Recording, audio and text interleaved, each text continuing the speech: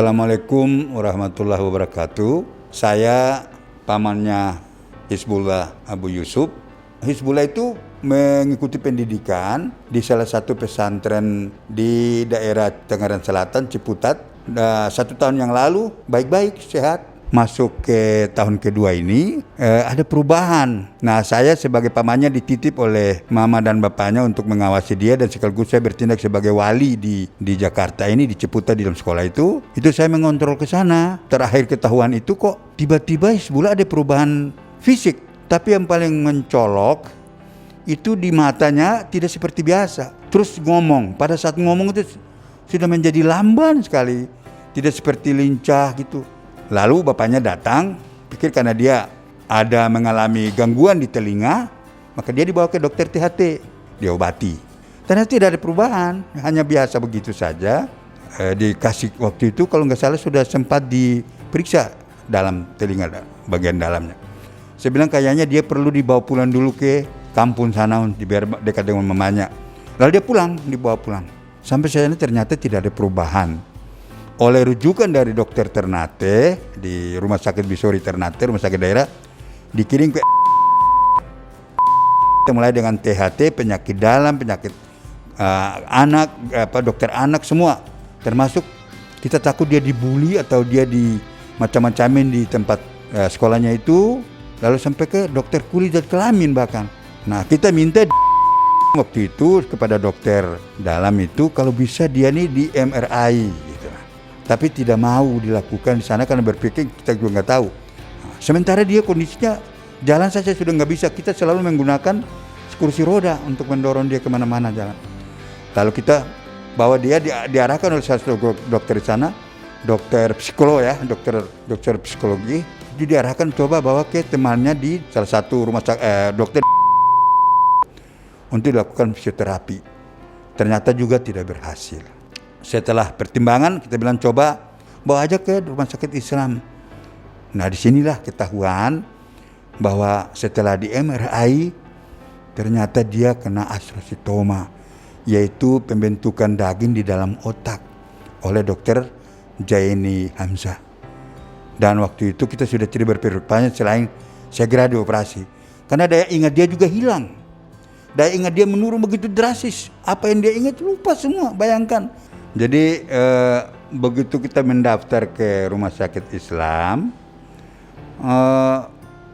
yang menangani kan ini kan masih golongan anak, sehingga diarahkan ke dokter Oni sebagai dokter anak, gitu kan. Nah, di dokter Oni itulah baru dilakukan evaluasi, dimulai dengan CT scan. Nah, dilakukan CT scan dulu.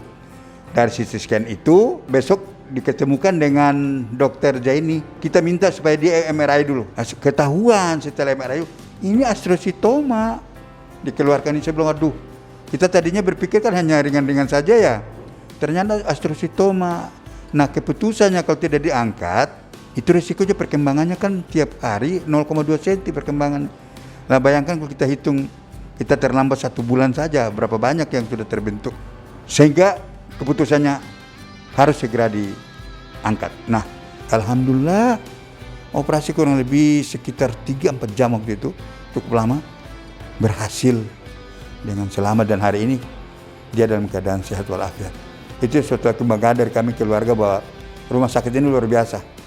Pelayanan dari rumah sakit Islam mulai dari perawatnya masuk kita mendaftar luar biasa bagus. Itu yang membuat sejuk begitu. Kita berangkat di sini dengan sesama iman ya, sesama muslim, dan ini rumah sakit umat ya, rumah sakit umat. Jadi pelayanannya memang bukan uang yang jadi ukuran, tapi bagaimana orang sembuh itu yang paling utama. Bagaimana pasien segera sembuh itu yang paling penting. Nah, kita temukan di sini, dan alhamdulillah perawatnya juga ramah, enak melayaninya itu, sehingga kita betah. Dan pasiennya juga tidak tidak secara psikologi tidak terganggu, proses penyembuhannya cepat, alhamdulillah. Jadi itulah pelayanan bagus, dokter Omninya bagus, ketemunya dokter Jaini juga dengan dokter mitranya itu juga bagus. Waktu itu kan ada juga dokter anestesi juga bagus, orangnya sangat ramah sehingga kita enak. dan tidak terlalu kaku, nggak boleh masuk, boleh silakan lihat. Tapi habis jangan terlalu dekat ya, karena ini baru operasi. Jadi ada keluasan kepada kita untuk melihat anak kita sebagai pasien itu tidak kaku banget, itu enggak bagus. Kita juga tahu diri bahwa anak kita sembuh kan, kita juga jaga jarak, jaga ini. Dan cepat pelaksanaan itu selesai, baru booming corona kan. Ya, kita sudah selesai tuntas, sudah diangkat, sudah kembali ke kamar. Jadi 14 hari kalau nggak salah si Hizbullah nginap di sini sampai pulang kembali ke tempat tinggal sementara di Jakarta ini. Dan pulang ke tempat tinggal itu sudah sehat. Sudah sehat maksudnya proses penyembuhan sudah mengarah ke sana. Sudah mulai ada kemajuan. Gitu. Nah, saya kira itu barangkali yang penting yang bisa kami tambahkan. Ya. Dan ingat sudah kembali, terus kondisi badannya bagus. Mata juga sudah mulai, kalau mata memang pengaruh operasi ya. Sekarang dari proses penyembuhan insya Allah. Saat dua juga ini. Sudah bisa sembuh lagi mudah-mudahan. Saya kira itu masalah yang sampai di Rumah Sakit Islam Cempaka Putih ini. Dan mudah-mudahan rumah sakit ini menjadi rumah sakit terakhir daripada urusan-urusan penyakit yang besar ya.